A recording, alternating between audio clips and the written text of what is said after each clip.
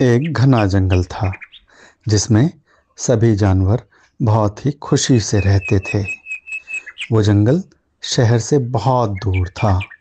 एक दिन जंगल में एक लकड़हारा अपने गधे को लेकर आया। उसने देखा कि जंगल में बहुत ही अच्छे अच्छे पेड़ हैं जिनकी लकड़ी बहुत सुंदर और मजबूत है। उसने सोचा, क्यों ना मैं कुछ लकड़ी को काटकर शहर ले जाकर बेचकर अच्छे पैसे कमाऊं। उसने ऐसा ही किया और जंगल के कुछ पेड़ काटे और अपने गधे पर लादकर शहर की ओर चला गया। अगले दिन वो फिर से जंगल में अपने गधे के साथ आया।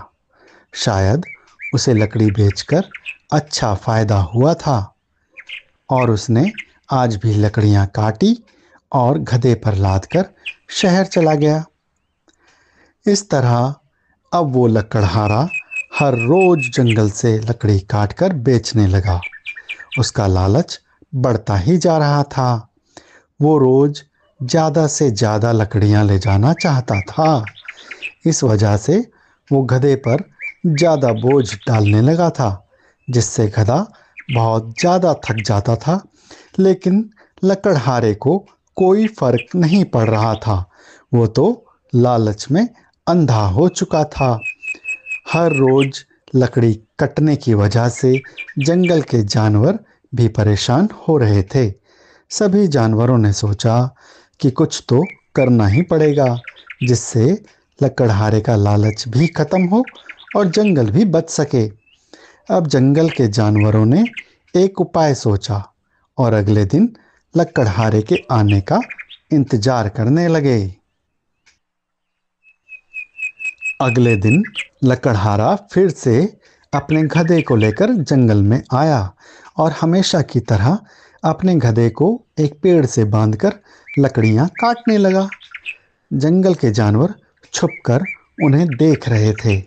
जब लकड़हारा थोड़ी दूर पर लकड़ियां काट रहा था, तब कुछ जानवर गधे के पास पहुंचे और उन्होंने गधे से कहा, हे बैसाख नंदन, हम तुम्हें रोज इस लकड़हारे के साथ देखते हैं। तुम तो दिन पर दिन कमजोर होते जा रहे हो और इस लकड़हारे का लालच तो बढ़ता ही जा रहा है। यह तुम पर रोज बहुत बोझ डाल देता है। हम लोग ऐसा रोज ही देखते हैं। आखिर तुम भी तो हमारी तरह जानवर हो जो आजादी से जीना चाहता है। तुम इस लकड़हारे के साथ क्यों रहते हो? गधे ने डरते डरते कहा, अब मैं क्या करूं? यह जो लकड़हारा है रोज मेरे ऊपर बोझ डाल देता है। अगर मैं ना चलूं तो ये मुझे मारता भी है। अब मैं कर भी क्या सकता हूं?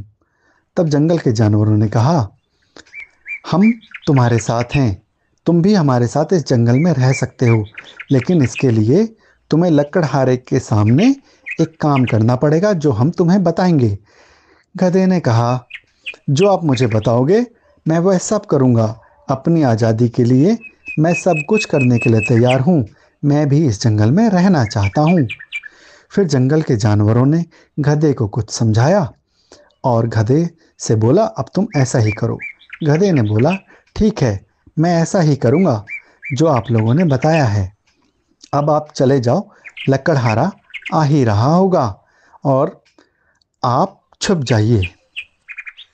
लकड़हारा अब गधे के पास आया और उसे उस जगह पर ले गया जहाँ पर उसने लकड़ियाँ काट कर रखी थी और उसने धीरे धीरे उस गधे के ऊपर उन लकड़ियों का बोझ रखना शुरू कर दिया। बोझ बढ़ता ही जा रहा था। अचानक लकड़हारे ने देखा कि गधा तो एकदम झुका जा रहा है। वह तो इस बोझ को उठा ही नहीं पा रहा। तभी गधा एकदम से नीचे बैठ गया।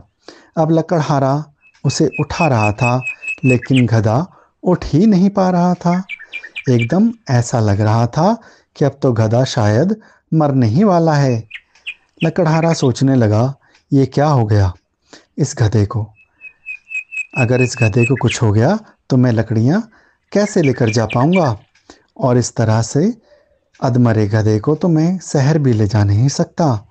आखिर लकड़हारा हार मानकर गधे को जंगल में ही छोड़कर चला गया। साथ ही वह लकड़ियों को भी छोड़ गया। लकड़हारे के जाने के बाद जंगल के जानवर गधे के पास आए और बोले, अरे गधे महाराज, अब उठ जाओ, लकड़हारा चला गया। गधे ने कहा, क्या लकड़हारा चला गया? लकड़हारा जाने के बाद गधे की जान में जान आई और वो एकदम से खुश हो गया और खुश होकर एकदम खड़ा हो गया। उसमें तो एकदम जैसे जान ही आ गई थी। इसका मतलब जानवरों ने उसे यही करने को कहा था। अब गधा भी जंगल के जानवरों के साथ जंगल में चला गया और आज़ादी से रहने लगा। सभी जानवर उस गधे का ख्याल रखते। अगले दिन लकड़हारा फिर से जंगल में आया। उसने अपने गधे को ढूंढा मगर वह कहीं नहीं मिला। लकड़हारा वापस शहर लौट गया। लकड़हारे को लगा कि उसके लालच के चक्कर में उसका गधा भी गया। कोई जंगल का जंगली जानवर उसके गधे को मारकर खा गया। अब लकड़हारा पछता रहा था और फिर कभी जंगल में वापस न आने की उसने कसम खाई। अब जंगल के जानवर और गधे दोनों ने चैन की सांस ली और जंगल में आराम से रहने लगे। इस कहानी से हमने सीखा कि जंगलों को हमें साफ सुथरा और उसका ख्याल रखना चाहिए, क्योंकि जंगल से हमें कोई लालच नहीं रखना चाहिए और जंगल के जानवरों को हमें परेशान नहीं करना चाहिए। तो कैसी लगी हमारी ये कहानी? आपको अच्छी लगी तो लाइक करें, सब्सक्राइब करें, फॉलो करें, साथ ही शेयर भी करें। अगली कहानी बहुत जल्द आने वाली है।